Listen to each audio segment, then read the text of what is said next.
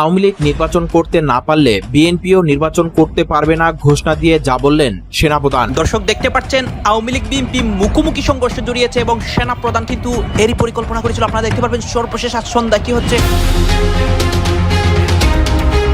এদিকে আজ সন্ধ্যার পর সেনাপ্রধান বিশাল ঘটনা ঘটায়।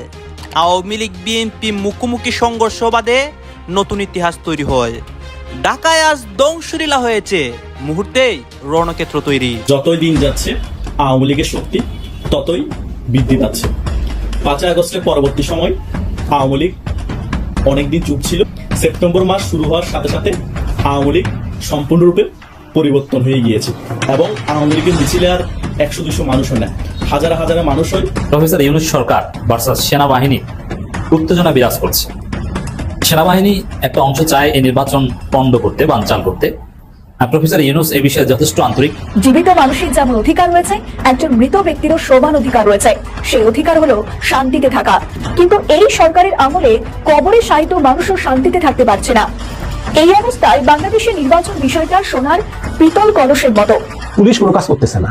পুলিশ ইচ্ছা করেই চোখ বুজে থাকে যাতে আওয়ামী লীগ মিছিল করার সুযোগ পায়। আর তৃতীয় হচ্ছে বিএনপি জামাতের কিছু লোক এই আওয়ামী লীগের কাছ থেকে টাকা খেয়ে ওদেরকে মিছিল করার অনুমতি দেয়।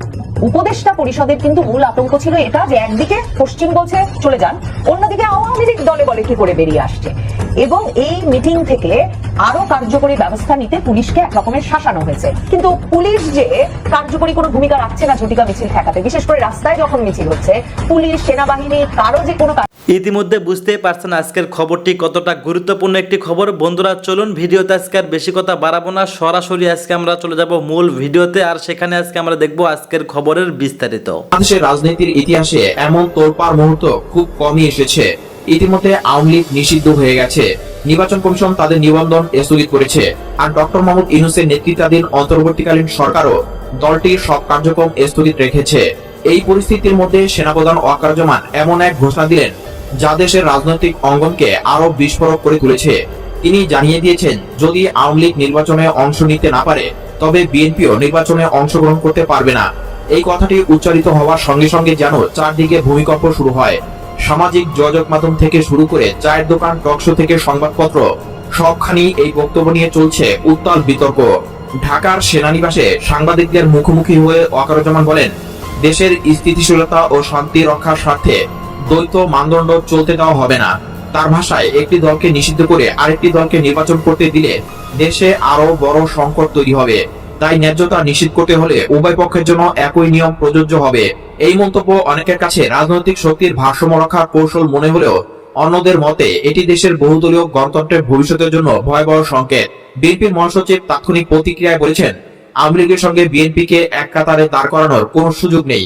বিএনপির দাবি, তারা কখনো রাষ্ট্রীয় সন্ত্রাস বা দুর্নীতি দায়ে অভিযুক্ত হয়নি, আর তাই এই সিদ্ধান্তকে তারা অযৌক্তিক ও রাজনৈতিকভাবে উদ্দেশ্য প্রণোদিত বলে মনে করছে। তবে একই সঙ্গে বিএনপির শীর্ষ নেতারা সেনাপ্রধানের বক্তব্যকে হালকাভাবে নিচ্ছেন না। তারা আশঙ্কা করছেন, এভাবে গেলে ত্রয়োদশ জাতীয় নির্বাচন আদৌ অনুষ্ঠিত হবে কিনা তা নিয়ে প্রশ্ন দেখা দিতে পারে।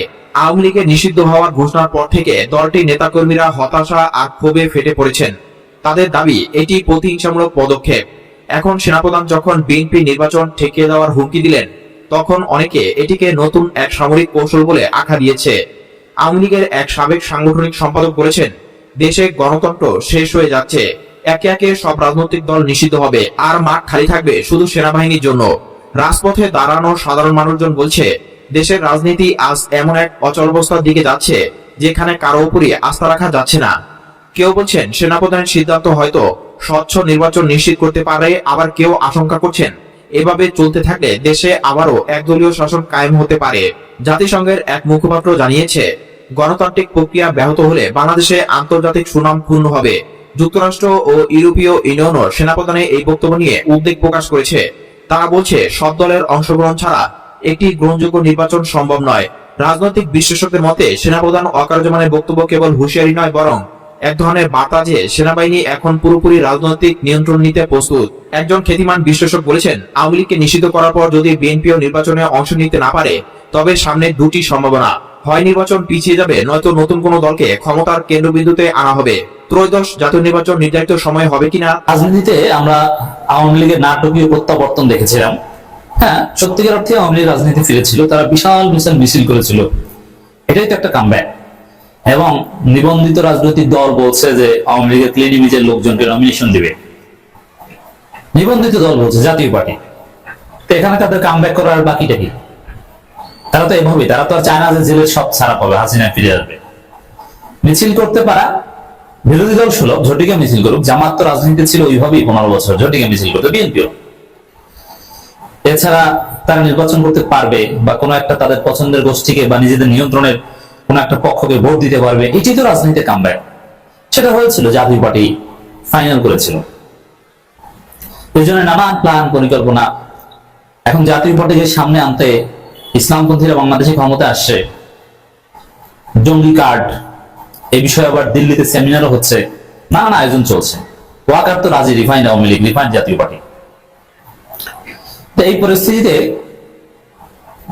আওয়ামী লীগের এই স্বপ্ন বা প্রত্যাবর্তন এটা নিমিশেই শেষ করে দিল ডক্টর ইউনূস সরকার এবং ইসলামী ছাত্র শিবির। বিষয়টা খুব ইন্টারেস্টিং। কিভাবে? ইউনূসের অনেক দোষ আছে। ইউনূস কারচুপির বা পাতানো নির্বাচন করতে যাচ্ছেন, বিএনপিকে ক্ষমতা এনেছে, এক্সিট নিচ্ছেন, হাজার সমালোচনা আছে, রাইট? লন্ডনে যে তারেক রহমানের সাথে জয়েন্ট স্টেটমেন্ট দিয়ে, তারেক রহমানকে প্রধানমন্ত্রী সুলভ ট্রিটমেন্ট দিয়ে তিনি নিরপেক্ষতা হারিয়েছেন, এতে কোনো সন্দেহ নেই। কিন্তু আওয়ামী লীগের বিরুদ্ধে professor Yunus zero tolerance. Awami লীগকে প্রশ্রয় দেওয়া, আওয়ামী লীগকে ফিরিয়ে আনা, এই বিষয়ে প্রফেসর ইউনূসের কোনো সহমর্মিতা নেই। এর মানে আওয়ামী লীগের বিরুদ্ধে তিনি অত্যন্ত কঠোর। আর আওয়ামী লীগও দুনিয়া সব ঠিক আছে, জামাত ক্ষমতা আসতো তেমন আপত্তি নেই, তার চাইতে বেশি আপত্তি ইউনূস ক্ষমতায় থাকে। অতএব সত্যিকার অর্থেই আওয়ামী লীগের বিরুদ্ধে প্রফেসর ইউনূস অত্যন্ত কঠোর, এতে কোনো সন্দেহ নেই। তা আওয়ামী লীগের যে কয়েকদিন বিশাল বিশাল কিছু মিছিল করেছে, যেটা অপ্রত্যাশিত ছিল, গোয়েন্দা নজরদারি দুর্বলতা ছিল, এত বড় মিছিল তারা কিভাবে করছে? মিছিল করার আগেই তো তাদের সব তছনছ করে দেওয়া হয়েছিল। সর্বোচ্চ 5-7 জন লোক নিয়ে তারা একটা ঝটিকা মিছিলের চেষ্টা করতে পারে, চেষ্টা করতে যেই তো ধরা পড়ার কথা। এইভাবে হওয়ার কথা বাংলাদেশ। জনগণ, দোকানদার, রিক্সা চালকরা ওদেরকে ধাওয়া দিবে। পরিস্থিতি হতে হবে এরকম যে আওয়ামী লীগ দেখলে উপস্থিত যারা থাকবে তারা মিলে ধাওয়া দিবে। এমনকি কোন সাংবাদিকও যদি জানে যে আওয়ামী লীগ মিছিল করছে, তাদের ছবি কি তুলবে, তাদেরকে লাঠি নিয়ে ধাওয়া দিবে, ইট নিয়ে ধাওয়া দিবে। এটাই হওয়া দরকার বর্তমান বাংলাদেশের পরিস্থিতি। কিন্তু ইউনূসের কিছু দুর্বলতা বা ওয়াকারের নানান ষড়যন্ত্র জাতীয় পার্টিকে কেন্দ্র করে, এমনকি বিএনপির কনসেন্ট, বিএনপি চায় যে আওয়ামী লীগ ফিরে আসুক, তাহলে বিএনপির জন্য সুবিধা হয়। কারণ রাজনীতিতে খারাপ প্রতিপক্ষ লাগে, বিএনপির চেয়ে খারাপ কেউ নাই। এখন কাকে খারাপ বলে বিএনপি রাজনীতি করবে? জামাতকে খারাপ বলতে যে এটা নিয়ে আবার হাসাহাসি হয়। যেমন জামাতকে ক্ষমা চাইতে বলে, এখন প্রশ্নটা আগে বিএনপি ক্ষমা চাইতে হবে, কারণ জামাতের সাথে জোট করেছিল বিএনপি, মন্ত্রী বানিয়েছিল, জামাতকে রাজনীতি করার সুযোগ দিয়েছে বিএনপি। আর জামাত ক্ষমা চাইবে রাজাকারের কারণে, বিএনপি তো রাজাকার দিত, সবচেয়ে বেশি রাজাকার এখন বিএনপিতে, আওয়ামী লীগ তো পালিয়েছে। তো এই সব জায়গায় বিএনপি ও আওয়ামী লীগের প্রত্যাবর্তন চেয়েছিল, কিন্তু ইউনূস সরকার কঠোর নির্দেশনা দিয়েছে। এই ঝটিকা মিছিল এবং বেআইনি সমাবেশ, এগুলোর বিরুদ্ধে পুলিশকে কঠোর নির্দেশনা দিয়ে দিয়েছে যে এগুলো কঠোর হস্তে দমন করতে হবে, সবগুলোকে গ্রেপ্তার করতে হবে এবং গোয়েন্দা নজরদারি স্ট্রং করতে হবে, যাতে আগে ভাগে তথ্য জানা যায় এবং সে অনুযায়ী ব্যবস্থা নিতে হবে। আমরা ভিতরের তথ্য থেকে যেটা জানতে পেরেছি, এ ধরনের মিছিল আর টলারেট করা হবে না, কঠিন পদক্ষেপের মাধ্যমে এগুলো দমন করা হবে। এবং ইউনূস যেসব ব্যবস্থা নিয়েছেন, আমি আলোচনা করছি তার 24 ঘন্টা আগে পুলিশকে, বিভিন্ন আইন শৃঙ্খলা রক্ষাকারী বাহিনীকে যেভাবে নির্দেশনা দেওয়া হয়েছে, যেভাবে নড়ে চড়ে বসেছে, তাতে আওয়ামী লীগের এই ধরনের মিছিল আর করতে পারবে না, কঠিন মেজার্স নেওয়া হবে, এটা একটা দিক। আর ইসলামী ছাত্র শিবির কি করেছে? আওয়ামী লীগের প্রত্যাবর্তনের একটা গ্রাউন্ড ছিল ডাকসু নির্বাচন, যে আওয়ামী লীগ এই ডাকসু নির্বাচন স্থগিত করা, ডাকসু নির্বাচন বানচাল করা, অথবা ডাকসু নির্বাচন কেন্দ্রিক শিবিরের বিরুদ্ধে যতই দিন যাচ্ছে আওয়ামী লীগের শক্তি ততই বৃদ্ধি পাচ্ছে। 5 আগস্টের পরবর্তী সময় আওয়ামী লীগ অনেকদিন চুপ ছিল, তার কিছু সময় পরে ছোট ছোট ঝটিকা মিছিল দিতে শুরু করে আওয়ামী লীগ। যতই দিন গড়িয়েছে ততই ঝটিকা মিছিলগুলো বড় হতে শুরু করেছে। কিন্তু এই 1 বছর পরে সেপ্টেম্বর মাস শুরু হওয়ার সাথে সাথে আওয়ামী লীগ সম্পূর্ণরূপে পরিবর্তন হয়ে গিয়েছে এবং আওয়ামী লীগের মিছিলে আর 100-200 মানুষ হয় না, হাজার হাজার মানুষ হয় এবং সারা বাংলাদেশ জুড়ে আওয়ামী লীগ মিছিল করছে। এই মিছিলগুলা দেখে ডক্টর ইউনূস সরকারের বুকে কম্পন ধরেছে। একই দিনে 64টা জেলার মধ্যে 23টি জেলার মধ্যে আওয়ামী লীগ এট এ টাইম মিছিল করেছে। এই মিছিলগুলো দেখে ডক্টর ইউনূস সরকার আওয়ামী লীগকে আটকাতে হাই অ্যালার্ট জারি করেছে। কিন্তু এই হাই অ্যালার্ট জারি করেও কি বাংলাদেশ আওয়ামী লীগের মতো বড় দলকে আটকাতে পারবে? আজকে এই বিষয়গুলো নিয়ে আলোচনা করব। সকলে শেষ পর্যন্ত ভিডিওটি দেখবেন, সকল বিষয় ক্লিয়ার হয়ে যাবে। প্রথমত, বাংলাদেশ আওয়ামী লীগের সাধারণ সমর্থক আছে 7 থেকে 8 কোটি বাংলাদেশের মধ্যে। এখানের মধ্যে অ্যাক্টিভ রাজনীতি করে ধরে নিলাম 1 থেকে 1.5 কোটি মানুষ, আরগুলো যার সমর্থক অ্যাক্টিভ রাজপথে রাজনীতি করে না। তার মধ্যে ধরে নিলাম তার 4 থেকে 5 লাখ মানুষ নেতা। এই সিনিয়র নেতাদের মধ্যে, ছোটখাটো মিডিয়াম নেতাদের মধ্যে 1 লাখ নেতা বিদেশ পালিয়ে গিয়েছে।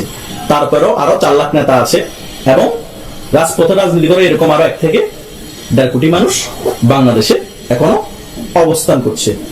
বাংলাদেশে হচ্ছে 64টা জেলা, 64টা জেলা মিলে 13টি হচ্ছে কেন্দ্রীয় কারাগার এবং 55টি হচ্ছে জেলা কারাগার।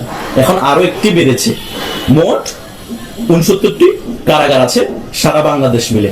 আর এই সকল কারাগার মিলে কারাগারের ধারণ ক্ষমতা হচ্ছে 42,500 জন।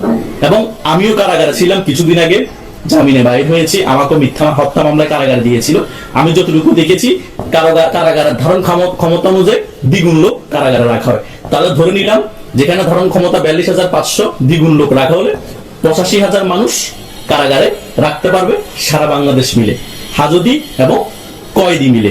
আর এই 85,000 মানুষের মধ্যে সকল ব্যক্তি তো আর আওয়ামী লীগের রাজনীতির সাথে জড়িত না, কেউ অন্য মামলায়ও গ্রেপ্তার হয়েছে। তাহলে এখান থেকে 20,000 মাইনাস করেন, তাহলে আর 65,000 মানুষের জন্য জায়গা থাকে কারাগারের মধ্যে। এদেরকেই ধরে নিলাম আওয়ামী লীগের সকল কর্মীকে তারা অ্যারেস্ট করবে। তাহলে সারা বাংলাদেশ থেকে তারা অ্যারেস্ট করার ক্ষমতা রাখে কতজন লোক? মাত্র 65,000 লোককে। অলরেডি 40 থেকে 50,000 লোক সারা বাংলাদেশ থেকে গ্রেপ্তার হয়ে গিয়েছে। আর হয়তো 10 থেকে 20,000 লোক হাইয়েস্ট তারা গ্রেপ্তার করতে পারবে। এখন সারা বাংলাদেশে যেভাবে আওয়ামী লীগ রাজপথে নেমে গিয়েছে, যদি গণহারও গ্রেপ্তার করা শুরু করে, হাই অ্যালার্ট জারি করে, তারপরও হাইয়েস্ট 10 থেকে 20,000 লোক গ্রেপ্তার করতে পারবে। যখন ফুল হয়ে যাবে তখন আর গ্রেপ্তার করতে পারবে না, আগের গুলাকে জামিন দিয়ে ছেড়ে দিতে হবে, আবার নতুন করে গ্রেপ্তার করতে হবে। তাহলে রাজপথের আন্দোলন তো তাহলে দমাতে পারলো না। এটা একটা জাস্ট ভয় দেখানো। এই ভয়টাতে যাতে আওয়ামী লীগ কাবু হয়ে যায় এবং রাজপথে না নামে।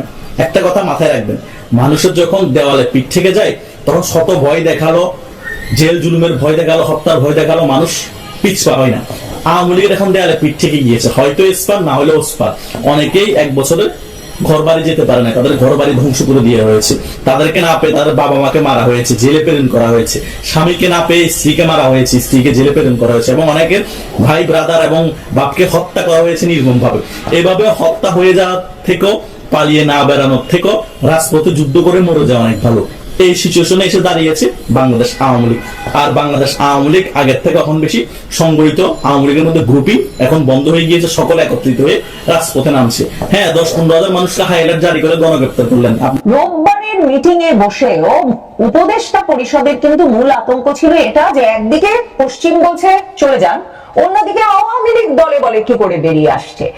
এবং এই মিটিং থেকে আরো কার্যকরী ব্যবস্থা নিতে পুলিশকে এক রকমের শাসানো হয়েছে। কিন্তু পুলিশ যে কার্যকরী কোনো ভূমিকা রাখছে না ঝটিকা মিছিল ঠেকাতে। বিশেষ করে রাস্তায় যখন মিছিল হচ্ছে, পুলিশ, সেনাবাহিনী কারো যে কোনো কার্যকর ভূমিকা দেখা যাচ্ছে না, ইউনূস সরকার সেটা আবার বুঝতে পারছে। বাংলাদেশে ডক্টর ইউনূসের নেতৃত্বাধীন অন্তর্বর্তীকালীন সরকারের মেয়াদ ফুরিয়ে আসছে। মানে এই লাশ এখন এক জিন্দা লাশে পরিণত হয়েছে। বিশেষ করে গোয়ালন্দে নুরাল পাগলার লাশ উঠিয়ে পুড়িয়ে ফেলার ঘটনায় বাংলাদেশে নিযুক্ত সকল পশ্চিমা দেশগুলোর দূতাবাসগুলো, রাষ্ট্রদূতেরা এক রকমের কেঁপে উঠেছেন।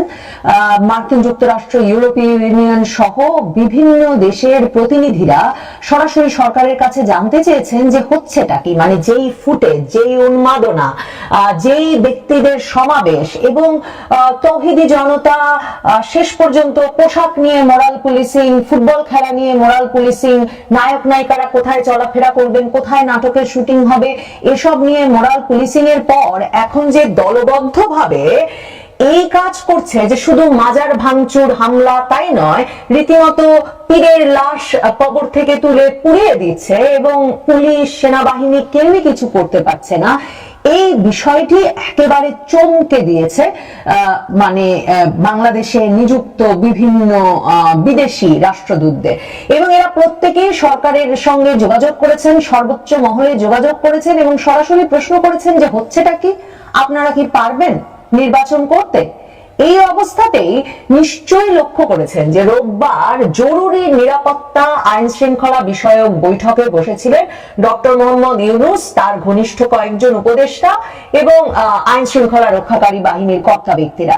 সেই বৈঠক শেষে প্রেস সচিব শফিকুল আলম ধন্যবাদ প্রিয় দর্শকবৃন্দ, আমাদের ফুল ভিডিওটি দেখার জন্য আপনাকে জানাই অসংখ্য অসংখ্য ধন্যবাদ। তো বন্ধুরা, আজকের এই নিউজটি দেখে আপনাদের কি মতামত অবশ্যই কমেন্ট বক্সে কমেন্ট করতে ভুলবেন না। আর হ্যাঁ, এমন নিত্য নতুন আপডেট খবর সবার আগে পেতে চাইলে এখনই আমাদের এই পিচ্চি সাকিব ইউটিউব চ্যানেলটি সাবস্ক্রাইব করুন। ধন্যবাদ।